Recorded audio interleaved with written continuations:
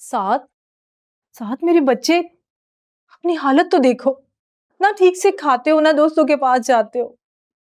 आखिर कब तक चलेगा? बताओ मुझे, कब तक तुम उस बेवफा लड़की का शौक मनाते रहोगे?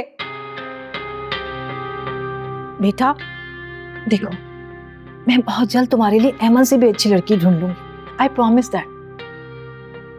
इसकी कोई जरूरत नहीं है अम्मी। चाहे मुझे जितनी भी अच्छी लड़की मिल जाए, मैं किसी से शादी नहीं करूं। मुझे सिर्फ अमन से ही शादी करनी है। तुम्हारा दिमाग ठीक है बेटा? पागल हो गए हो? सब कुछ जानते बूझते भी उससे शादी करोगे? मेरा बच्चा वो एक शादीशुदा एक बच्चे की माँ है। हाँ अम्मी, क्योंकि वो शादीशुदा है और एक बच्चे की माँ भी है, लेकिन वो बुरी लड़की नहीं। हाँ, उससे कुछ गलतियां हुई हैं। सोचिए अम्मी, आज अगर उसका शौहर जिंदा होता, उसके मुख्तलिफ हालात होते, बहुत खुशहाल जिंदगी में होती वो। हमें भी हमारी जिंदगी में खुश रहने दो ना बेटा। अम्मी, वो आएगी तो मेरी जिंदगी में खुशी आएंगी। अम्मी, आप क्या चाहती? मैं शादी करूं और खुश ना रहूं, या शादी करके बेहद खुश रहूं? तुम जितनी चाहे दलीलें दे लो, जैसे चाहे उसकी वकालत कर लो, लेकिन मैं उस लड़की को इस घर में बहू बना के नहीं लाऊंगी किसी भी कीमत पर। आने दो तुम्हारे बाबा को, उनसे बात करूंगी, आप वो ही तुमसे बात करेंगे। मेरी बात तो तुम्हें समझ नहीं आती ना?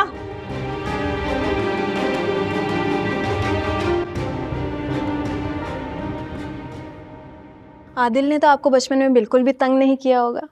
वो तो शक्ल से इतना मासूम और भोला लगता है।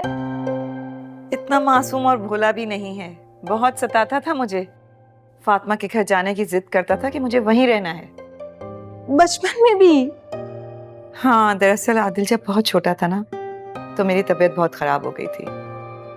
उस वक्त फातिमा ने ही उसे पाला था, उसका बहुत ख्याल रखा था। इतने लाड उठाए थे कि बस वो वहीं का होके रह गया। हाँ, बचपन की बातें और हैं, लेकिन आदिल आज भी आपसे ज्यादा अपनी फुप्पो की मानता है। हाँ ये तो है, मगर इसमें हर्जी क्या है? फुप्पो भी तो माँ की जैसी होती है। माँ जैसी और माँ में फर्क होता है। मुझे तो ये बिल्कुल भी अच्छा नहीं लगता। आपका दर्जा उनसे कहीं ज्यादा है, और आदिल को भी उनसे ज्यादा आपको अहमियत देनी चाहिए, ना कि फुप्पो को। अस्सलाम वालेकुम। वालेकुम अस्सलाम। क्या बात है, आज बहुत थके हुए लग रहे हो? जी अम्मी, बस काम बहुत था, थकन सी हो गई है। अगर हमें आज शॉपिंग पे चलना है। हाँ ठीक है, तो कल चलेंगे। खुदा ना खास्ता कोई इमरजेंसी तो नहीं है ना? इमरजेंसी की बात नहीं है। मैंने आपको कहा भी था कि आप छुट्टी ले लें, या छुट्टी लेके जल्दी आ जाएं घर वापस।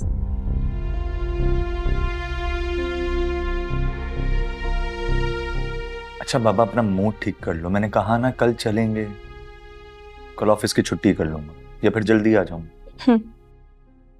मुझे लगता है आज आप विरसा से इजाजत लेना भूल गए, इसलिए आज आप मेरे साथ नहीं जाना चाहते।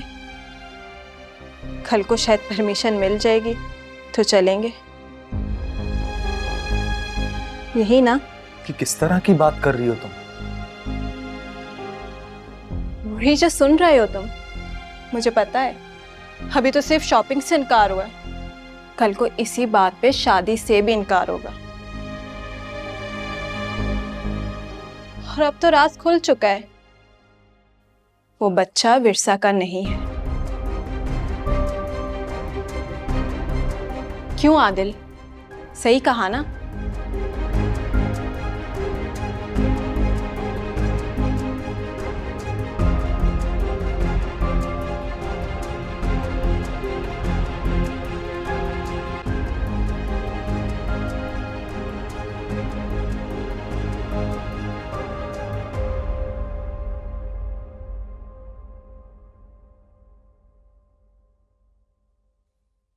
आखिर तुम मुझे बता क्यों नहीं रहे?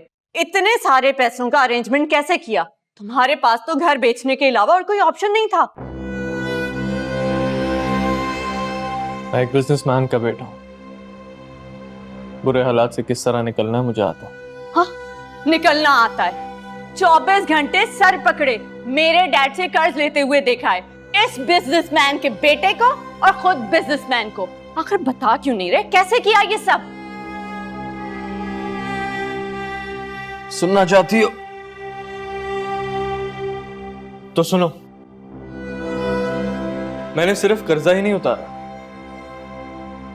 बल्कि तुम्हारे हिस्से के बहुत सारे शेयर्स जो तुम्हारे डैड ने तुम्हारे लिए लेके रखे थे उन्हें भी हासिल कर लिया, और अब और भी बाकी शेयर्स को हासिल करने वाला हूं जिन पे तुम ही साइन करोगी। ऐसे कैसे हो सकता है? डैड ने तो मुझसे ऐसी कोई बात नहीं की। मेरे शेयर्स खरीदने की क्या जरूरत पेश आई?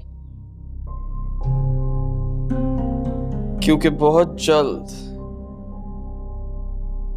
मैं तुम्हें इस बिजनेस से बेदखल करने वाला हूं।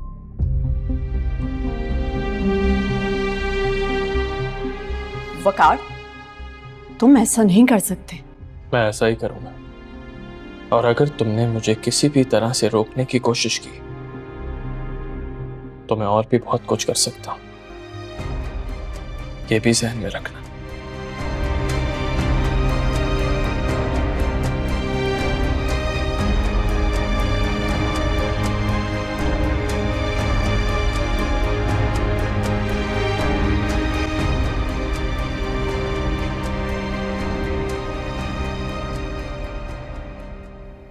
तुम्हें पता फरमान, विरसा का नाम नहाद बच्चा फिर से उसकी गोद में आ गया। हाँ? क्यों? अब मेरा मतलब है कैसे? अब ये क्यों कैसे इस बात की भनक नहीं पड़ने देती वो माँ बेटियां। मंसूर के जाने के बाद उन्होंने अपने परपुर्जे निकाल लिए। अरे अम्मा फिक्र क्यों करती हो? कहो तो दोनों माँ बेटी के परपुर्जे काट दूं। अरे रहने दो, फिक्र नहीं करो अम्मा। जानती हूँ जो तू फूले मारता रहता है, खाम खाम में बुड़बुड़ाता रहता है। अरे तो तुम ही बताओ ना क्या करूं? हाँ? तुम कहो तो उस बच्चे को उठा के वकार के पास छोड़ो। नहीं, बताती हूँ।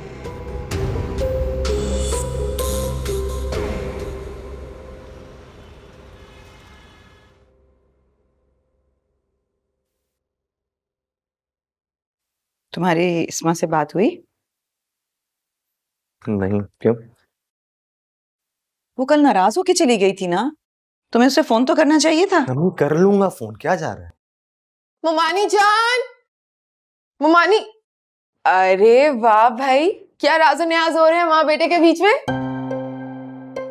फिरसा, तुम यहाँ? क्या मतलब, मैं यहाँ नहीं आ सकती क्या? नहीं नहीं, ऐसा कुछ भी नहीं है।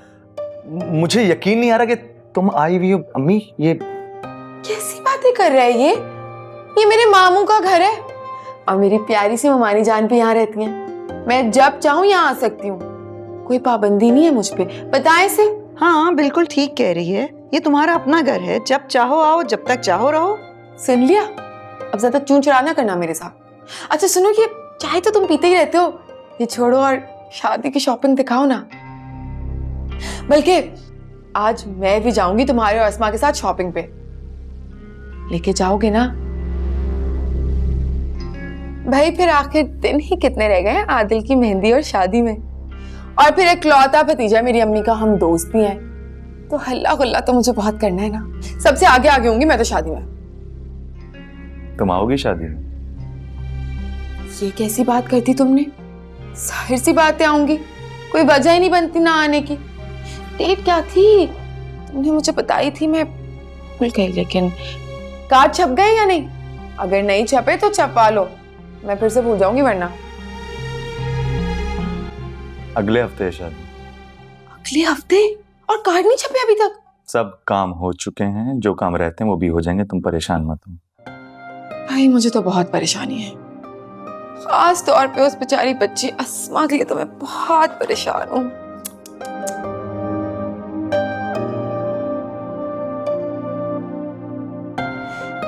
आप सिर्फ इसे चाय पिलाएंगी? मैं भी आई हूँ। अच्छा मैं तुम्हारे लिए भी लेके आती हूँ भाई। तुम लोग बातें करो, मैं तुम्हारे लिए भी चाय लेके आती हूँ। और दुल्हा जी कैसे हैं आप?